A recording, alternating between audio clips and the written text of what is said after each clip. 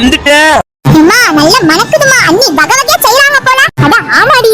எழுந்து வந்து வாங்க துப்பு கிடையாது. இதுல வகை வகையா வேற. போறீங்க.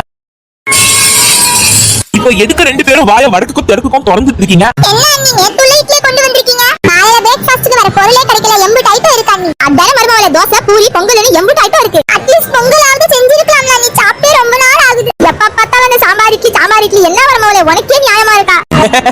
ஆமாட்ட காலையில இருந்து ராவு வரைக்கும் ஜாலியா உட்கார்ந்திருக்கேன் வகை வகையா செஞ்சு போடுறதுக்கு. நல்லா இருக்கே. இவ பொங்கல் வேற கேக்குறா. பின்ன என்ன அண்ணி பொங்கல் சாப்பிட்டு வருஷ கணக்கு ஆகுது. நல்லா இருக்கே. பொங்கல் தினம்னு எதுக்கு வச்சிருக்காங்க? அந்த பொங்கல் அன்னைக்கு சாப்பிடுறதா கிக்கே.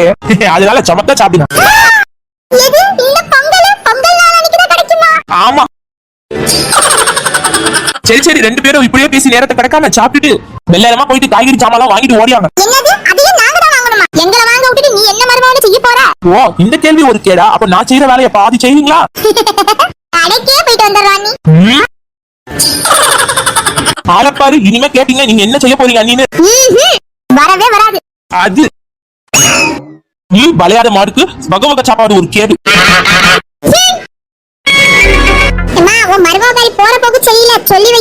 வர வர உடம்புல கொழுப்பு கூடிட்டே போகுது. மொத்த வேலையை அவதான செய்றா நீயா செய்ற? இட்லி சூப்பரா இருக்குலம்மா. என்ன ஏம்மா அப்படி ரசிக்கிற? நான் என்ன அம்புட்டு அழகா இருக்கேன் சாப்பிடு. நீ தந்த இட்லிக்கு ஹோட்டல் சரவண பவனே தோத்துரும்.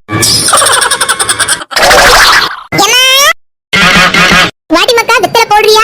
வெத்தலையா போடுற வெத்தலை அப்படியே இந்த வெத்தலைய போடுறதுக்கு காலங்காத்தால கரிச்சு வரும். விருந்தா சாப்பிட்ட ஆட்டுக்காலம் பாயா விருந்து சாப்பிட்ட மாதிரி போட்டுட்டு கிடக்குற. ஏன்டி டைட்டா சாப்பிட்டா வெத்தலை போடுமா? வாய் கேக்குது போடுற. போடு மொத்தத்தையும் நீயே போடு. எனக்கு ஒண்ணு வேணாம்.